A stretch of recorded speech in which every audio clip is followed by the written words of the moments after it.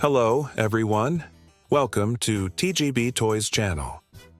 There have always been beginner friends messaging me privately, asking how to distinguish the SHF Dragon Ball figure bodies.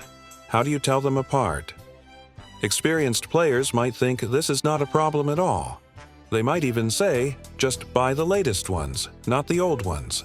But for those who are new to this series and want to dive in, avoiding outdated versions is indeed a shortcut to starting off right by identifying the figure bodies.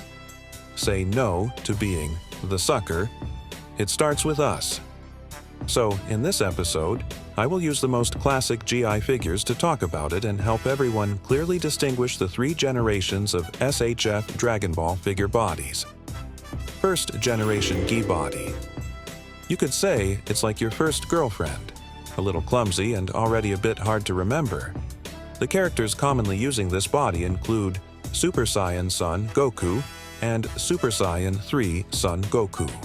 Three distinctive features to recognize it at a glance. 1. This body lacks independent swivel joints in the thighs. 2. The knee joints are not covered, leaving them entirely exposed when bent. 3. The hip joints lack layering, and when the movements are large, Goku's briefs will inevitably show. Additionally, the body's muscle lines are as stiff as 8 small bricks, and the texture feels a bit rough.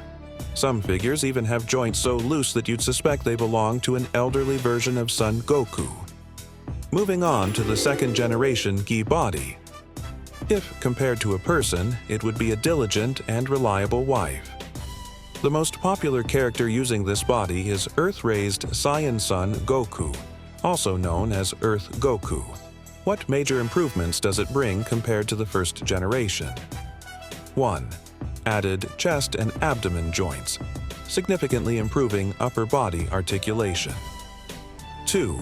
The knee and hip joints now have additional parts, greatly enhancing joint coverage. 3. The muscle lines are more natural and no longer as rigid as in the first generation. This body can be considered Bandai's golden child. Not only did it sell extremely well, but it was also used to develop the most characters. Even to this day, new figures based on this body continue to be released, making it the current mainstream body in the SHF Dragon Ball series. Third generation Gi body. It's more like a fickle and unpredictable mistress. There are three figures using this body: Ultimate Gohan from the movie, Beast Gohan, and the unreleased Son Goku Daima. Unlike the stable performance of the second generation, the third generation body has been quietly evolving since its launch. For example, the Ultimate Gohan figure still has an exposed chest and abdominal joint. By the time we get to Beast Gohan, the chest and abdominal joints are hidden inside a soft rubber top, significantly improving the visual appeal. The latest, Son Goku Daima. The knee joint parts are removed again, with the joints folding directly into the calves when bent. With such variety in the third generation, how can you recognize it at a glance? Just focus on one area: its hips. In the third generation body, the hips no longer appear layered. The thighs go almost directly up to the very top of the hips, making the shape look neat and compact. The soft rubber surrounding the joints increases the range of motion, giving you an irresistible urge to pose it. Additionally, the new body's shoulder joints offer greater articulation. Although you can't see the difference in appearance, once you get your hands on it, you'll definitely say, "This is great." And for the ankles, they finally bid farewell to the plaster feet of the first two generations, providing a much more flexible range of movement. In summary, as long as you grasp the core differences of the three generations of SHF Dragon Ball figure bodies, you'll still be able to identify them at a glance.